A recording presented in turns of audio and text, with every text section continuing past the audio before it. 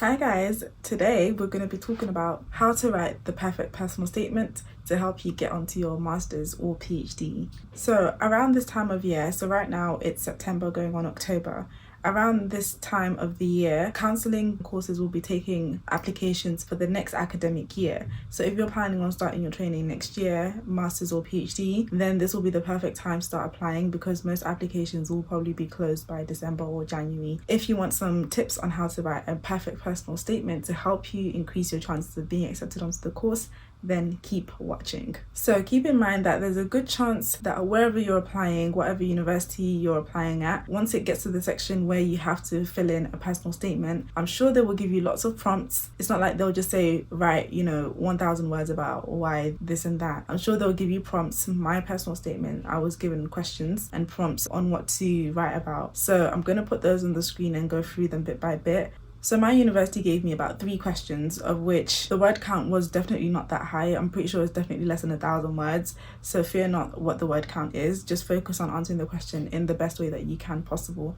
So unfortunately, I can't remember exactly what the context of these questions was because on their own they seem a bit empty. So I'm pretty sure they gave me a context or scenario to think about. But I think it was in relation to my clinical experience, if I recall correctly, because my answers seem to be about my clinical experience.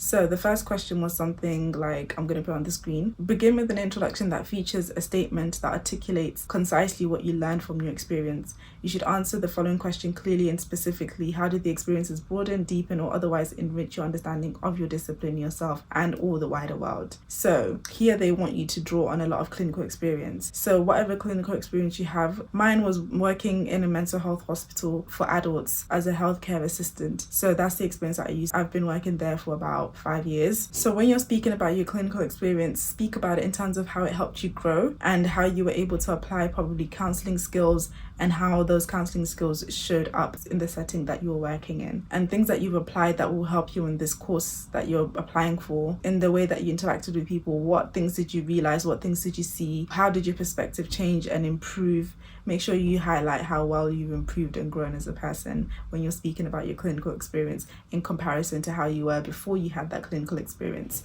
so that they can see that you're able to grow and develop as a person. So the second question they gave me was, support your statement by relaying a first-person narrative of your experience, highlighting key moments in the learning process. Tell a story of what you did and how, providing specific examples to illustrate how your perspective understanding evolved over the course of time. So it's also important that you can talk specifically about an event that you experienced. So whether you are working as a HCA or a nurse or anything else, you can use one specific incident to highlight certain counselling skills that came up, whether that be empathy, understanding, being open-minded, overcoming a certain challenge. It doesn't necessarily have to be something super dramatic, but as long as it displays certain characteristics, if you can bring the core conditions into there that you were able to display in that situation, then go off and go crazy and illustrate that in the best way that you can. So in general, as you're writing your personal statement, if you have the word count, try and provide a real life example of when you used a certain skill, or when you grew in a certain area, or you learned something profound, or you were able to develop and grow as a person in a specific setting. Try and use as many real life examples as you can within the word count limit, of course. The last question they gave me was, finally, reflect on the significance of your experience with respect to your professional and or personal goals.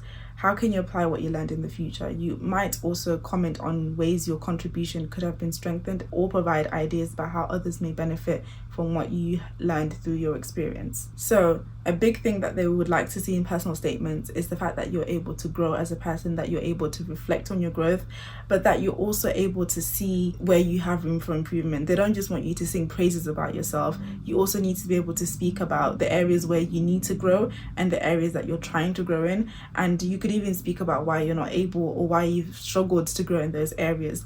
But don't then make it seem like you're completely incapable of change. Still very much highlight the fact that you are working towards it, or that you are trying to change it, and you are even so self-aware that you can see what's stopping you from changing. Self-awareness is a big thing. So if you can highlight your self-awareness and how much you're able to reflect on your own abilities, then that will make you look really, really, really good when writing a personal statement. So show off any skills that you have improved on, or skills that you're really good at, whether that's being a better listener, being more empathetic, being better in your emotional expression, reading body language, whatever it may be, anything that will help you in a therapeutic setting with clients. Try and highlight that as much as possible, that you're aware of it and that you've already gotten used to experiencing those qualities and those skills in real life, so that when you come on the training, they already know that, okay, you've been growing in your understanding, you've improved in your listening, you've been able to help people in certain scenarios because you apply these skills so well.